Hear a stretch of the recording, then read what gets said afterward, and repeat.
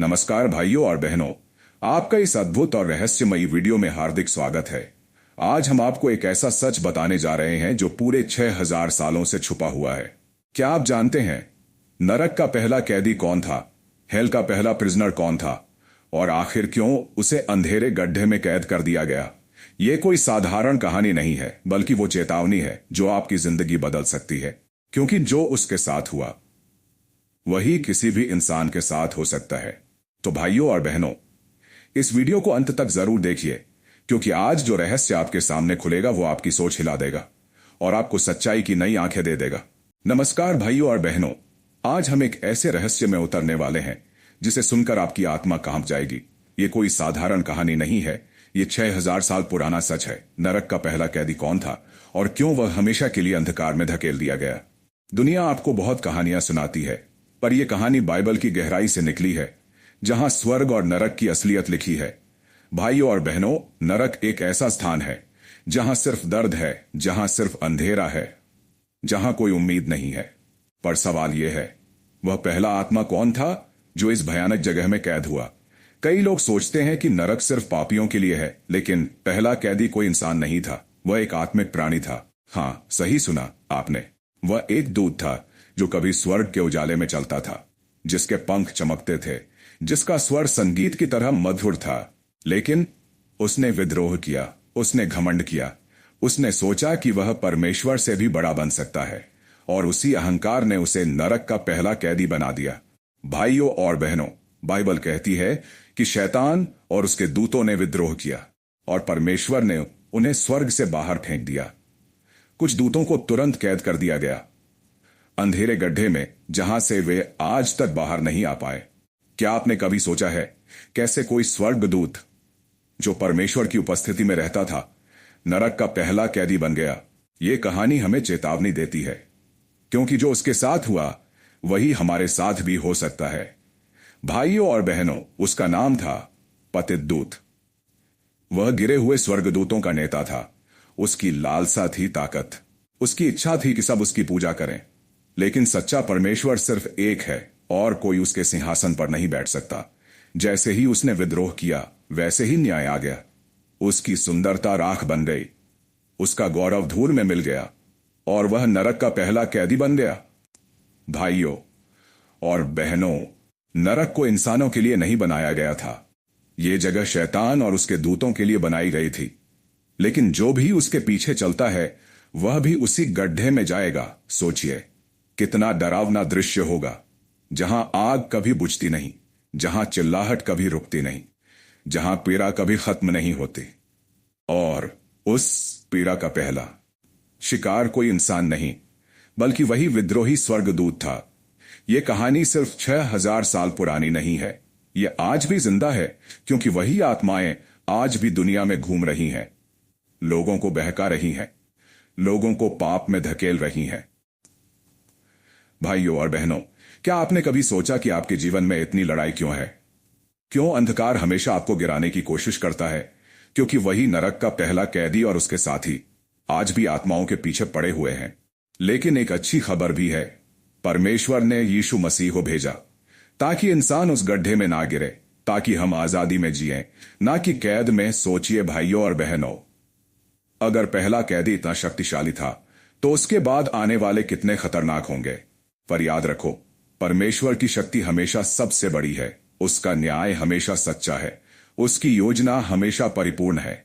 भाइयों और बहनों, ये कहानी हमें चेतावनी देती है कि घमंड इंसान को गिरा देता है, विद्रोह इंसान को नरक तक पहुंचा देता है, लेकिन नम्रता इंसान को स्वर्ग तक उठा ले जाती है। आज आपको यह चुनना है, आप किसके पीछे चलेंगे? नरक के पहले कैदी के पीछे या स्वर्ग के राजा के पीछे? याद रखो, 6000 साल पुराना यह सच आज भी गूंज रहा है, और जो इसे सुनेगा उसका जीवन कभी वैसा नहीं रहेगा। भाइयों और बहनों, पिछले हिस्से में हमने जाना कि नरक का पहला कैदी कोई साधारण इंसान नहीं, बल्कि एक विद्रोही स्वर्गदूत था। पर अब सवाल यह है, उसके कैद होने के बाद क्या हुआ? क्या नरक की आग सिर्फ उसी के लिए जलाई गई थी? नहीं, वह आग उसके साथ साथ आने वाले लाखों आत्माओं के लिए भी तैयार की गई थी। बाइबल कहती है कि जब वह स्वर्ग से गिराया गया, तो उसके साथ तीसरा हिस्सा दूतों का भी गिर गया। सोचिए भाइयों और बहनों, स्वर्ग की सुंदरता छोड़कर कैसे वे सब पाप और अंधकार की तरफ चले गए। ये सिर्फ कहानी नहीं, ये सच है, क्योंकि आज भी वही आत्माएं दुनिया में पाप और प्रलोभन फैलाती हैं। भाइयों और बहनों, कभी आपने सोचा है कि बुरी आदतें इतनी आकर्षक क्यों लगती हैं? क्यों शराब, जुआ, झूठ और व्यभिचार लोगों को बांध लेता है? क्योंकि इनके पीछे वही आत्माएं हैं, वही नरक के पहले कैदी के साथी जो इंसान को भी उसी गड्ढे में खींचना चाहते हैं। परमेश्वर ने इंसान को स्वर्ग के लिए बनाया था, नरक कभी इंसानों के लिए नहीं था। लेकिन जब इंसान उसी विद्रोही आत्मा के पीछे चलता है तो उसका अंजाम भी वैसा ही होता है। भाइयों और बहनों, पहला कैदी आज भी कैद है, लेकिन उसकी आत्मा का प्रभाव हर जगह है। वह बंधा हुआ है, लेकिन उसकी चालें आज भी इंसान को धोखा देती हैं। बाइबल में लिखा है कि जिन दूतों ने परमेश्वर की आज्ञा तोड़ी, उन्हें अंधेरे गड्ढे में डाल दिया गया। वे वहां सदा सदा तक रहेंगे। सोचिए कैसा होगा वो स्थान जहां कोई सूरज नहीं, कोई रोशनी नहीं, सिर्फ अंधकार, सिर्फ आग और सिर्फ चीखें। भाइयों और बहनों, नरक का पहला कैदी हमें एक शिक्षा देता है कि चाहे आप कितने भी ऊंचे क्यों ना हो, अगर आप घमंड में चलते हैं तो गिरना तय है। आज कई लोग सोचते हैं हम भगवान से बड़े हैं, हम अपने जीवन के मालिक हैं, हमें किसी परमेश्वर की जरूरत नहीं। पर याद रखो, यही सोच उस पहले कैदी को नरक तक ले गई, और जो भी उसके नक्शे कदम पर चलता है वह भी उसी रास्ते पर जाएगा। भाइयों और बहनों, यह सच सुनना आसान नहीं है, लेकिन यह सच आपको आजाद कर सकता है। 6000 साल पहले जो हुआ वह आज भी दोहराया जा रहा है। हर इंसान एक चुनाव कर रहा है, नरक की राह या स्वर्ग की राह। आप बताइए, आप किस राह पर चल रहे हैं?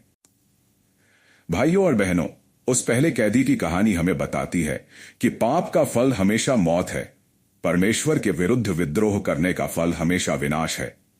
लेकिन परमेश्वर दयालु है, उसने इंसान के लिए यीशु मसीह को भेजा ताकि हम उसी नरक में ना जाएं जहां वह पहला कैदी पड़ा है। भाइयों और बहनों, क्या आप सोच सकते हो अगर स्वर्गदूत तक नरक में जा सकते हैं तो इंसान का क्या हाल होगा अगर वह परमेश्वर की राह छोड़ दे? यह कहानी हमें झकझोर देती है। यह हमें बताती है कि जीवन एक खेल नहीं है, यह एक जंग है। स्वर्ग और नरक की जंग, प्रकाश और अंधकार की जंग, सत्य और झूठ की जंग। और इस जंग में हर इंसान शामिल है, कोई भी बाहर नहीं। आप भी, मैं भी। भाइयों और बहनों, नरक का पहला कैदी एक चेतावनी है कि अगर परमेश्वर के सामने झुकोगे नहीं तो वही अंधेरा आपका अंजाम होगा। लेकिन अगर आप यीशु मसीह को चुनते हो तो स्वर्ग के द्वार आपके लिए खुल जाते हैं, और वही नरक का पहला कैदी आप पर कभी अधिकार नहीं कर पाएगा। तो सोचिए, आज आपको क्या चुनना है? घमंड या नम्रता, विद्रोह या आज्ञाकारिता, नरक का अंधेरा या स्वर्ग का उजाला? भाइयों और बहनों, यह चुनाव ही आपके भविष्य का फैसला करेगा, और यही है 6000 साल पुराना सच जो आज आपके सामने खोला जा रहा है। भाइयों और बहनों, पिछले भाग में हमने जाना कि नरक का पहला कैदी सिर्फ एक कहानी नहीं, बल्कि एक जीवित चेतावनी है। अब आइए और गहराई में चलते हैं। नरक कैसा है? उस अंधेरे गड्ढे में कैद होकर पहला कैदी किन हालातों में है? बाइबल कहती है वह स्थान ऐसा है जहां की आग कभी बुझती नहीं, जहां की कीड़े कभी मरते नहीं, जहां की चीखें आसमान तक गूंजती हैं। सोचिए भाइयों और बहनों, एक आत्मा जो कभी स्वर्ग की संगीत में गाती थी, अब वही आत्मा अंधकार में चिल्ला रही है। कभी जो परमेश्वर की उपस्थिति का प्रकाश देखता था, आज वही आत्मा ऐसी आग में जल रही है जो कभी ठंडी नहीं होती। भाइयों और बहनों, नरक का पहला कैदी सिर्फ कैद नहीं है, बल्कि वह एक उदाहरण है। परमेश्वर ने उसे दिखाया कि विद्रोह का अंजाम कैसा होता है। सोचिए, अगर स्वर्गदूत की यह हालत हो सकती है तो पापी इंसान का क्या हाल होगा? भाइयों और बहनों, आज दुनिया पाप में डूबी हुई है। लोग सोचते हैं कि वे आजाद हैं, पर सच ये है कि वे अदृश्य जंजीरों में जकड़े हुए हैं। वही जंजीरें जो पहले कैदी ने बांधी थीं, लालच की जंजीरें, झूठ और घमंड की जंजीरें। लेकिन यीशु मसीह आए ताकि ये जंजीरें टूट जाएं, ताकि इंसान नरक के उसी अंधेरे में न गिरे। भाइयों और बहनों, 6000 साल पुराना सच हमें यह बताता है कि नरक असली है, पहला कैदी असली है, उसकी सजा असली है, और अगर इंसान नहीं संभलता तो वही उसका भविष्य भी है। भाइयों और बहनों, सोचिए जरा, उस पहले कैदी की हालत कैसी होगी। एक पल का भी चैन नहीं, ना आराम, ना शांति, सिर्फ दर्द, सिर्फ रोना, सिर्फ चिल्लाना। कभी वह सोचता होगा, काश मैंने परमेश्वर की आज्ञा मानी होती, काश मैंने घमंड न किया होता, काश मैंने अपनी जगह पर संतोष किया होता। लेकिन अब बहुत देर हो चुकी है, वह सदा सदा के लिए कैद है। भाइयों और बहनों, आज आपके पास मौका है, आज आपके पास समय है, आज आपके पास चुनाव है। या तो आप भी उस पहले कैदी की तरह अंधकार चुन सकते हैं, या फिर यीशु मसीह को अपनाकर उजाले में चल सकते हैं। याद रखो, नरक की राह आसान है पर उसका अंजाम भयानक है। स्वर्ग की राह कठिन है पर उसका अंजाम अद्भुत है। भाइयों और बहनों, हर इंसान की आत्मा अमर है। मरने के बाद आत्मा कहीं ना कहीं जाएगी, या तो नरक के गड्ढे में या स्वर्ग के महल में। इसलिए सावधान हो जाओ, नरक के पहले कैदी से सीख लो, क्योंकि उसका अंजाम तुम्हें चेतावनी देने के लिए लिखा गया है।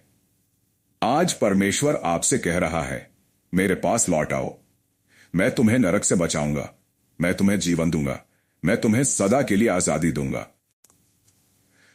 भाइयों और बहनों, सोचिए, अगर आप आज अपना जीवन यीशु को नहीं देते तो कल बहुत देर हो सकती है, क्योंकि नरक का दरवाजा हमेशा खुला है और उसका पहला कैदी अब भी लोगों को खींच रहा है।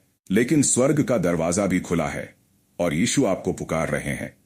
भाइयों और बहनों, ये चुनाव आपका है। कौन सा रास्ता आप चुनोगे, नरक का अंधेरा या स्वर्ग का उजाला? याद रखो, 6000 साल पुराना ये सच सिर्फ कहानी नहीं है, ये आपके जीवन का फैसला करने वाली हकीकत है। भाइयों और बहनों, हमने अब तक जाना कि नरक का पहला कैदी कौन था, कैसे वह विद्रोह के कारण स्वर्ग से गिराया गया और कैसे वह 6000 साल से अंधेरे गड्ढे में पड़ा है। लेकिन अब सवाल यह है, यह कहानी आपको क्यों बताई जा रही है? क्योंकि यह सिर्फ इतिहास नहीं, यह आपका भविष्य भी हो सकता है। भाइयों और बहनों, नरक का पहला कैदी सिर्फ एक आत्मा नहीं, वह एक चेतावनी है। उसकी सजा हमें याद दिलाती है कि परमेश्वर के बिना इंसान कहीं नहीं। सोचिए जरा, स्वर्गदूत जो इतना ऊंचा था, जो परमेश्वर की महिमा में खड़ा रहता था, वही जब घमंड में गिर गया तो नरक तक पहुंच गया।